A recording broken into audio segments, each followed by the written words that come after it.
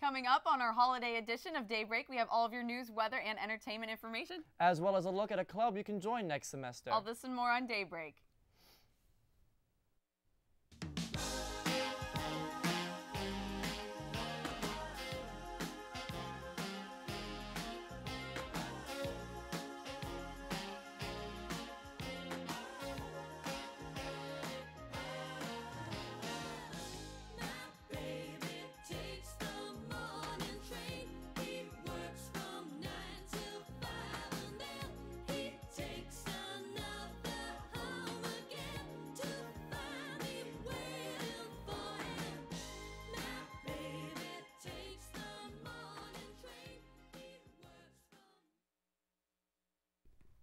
In city news, Allegheny County Council passes the 2012 budget of $784 million. It requires residents to pay more in property taxes. However, the budget avoids cuts in funding for human services programs. A $1 million tax increase is needed to pay for the budget. All Democrats voted for the budget and tax increase, but all Republicans voted against them. The tax hike could mean paying an extra $100 on a $100,000 property. Jerry Sandusky is arrested again after he is charged with abusing 2 more victims. The former Penn State University assistant football coach was charged on November 5th for molesting 8 children.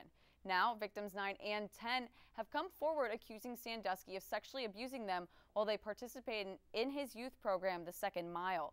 According to Attorney General Linda Kelly, the victims fit the pattern of the rest of the cases, beginning with outings to football games with Sandusky and later escalating to sexual assaults.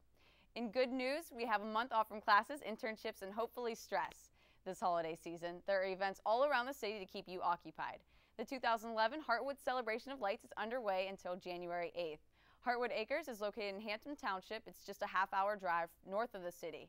In its 20th season, 2 million lights stretch across the 3.2-mile road leading up to the Heartwood Mansion. To see over 400 holiday light displays, they have a suggested donation of $12 per car. Proceeds benefit Project Bundle and other local charities. Lights will be on display even on Christmas Day.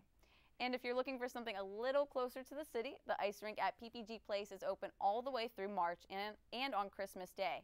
The 2,000 square foot rink is even larger than the rink at Rockefeller Center.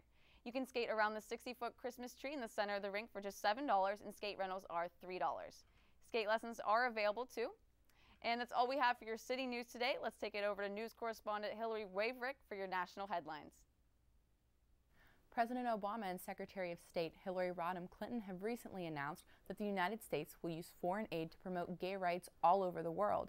The United States has vowed to try to combat the efforts of other nations that mentally and physically punish homosexual conduct.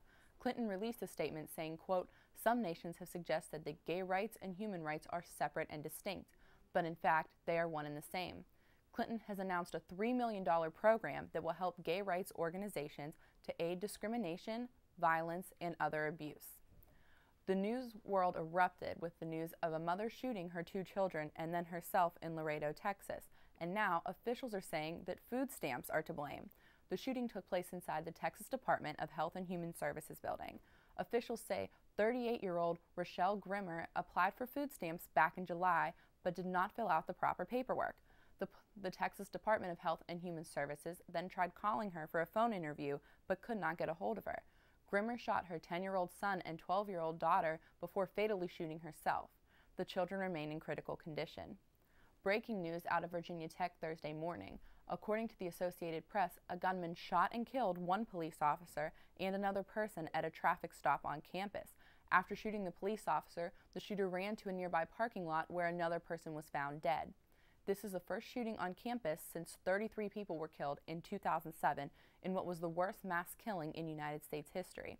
Details on Thursday's shooting are still developing.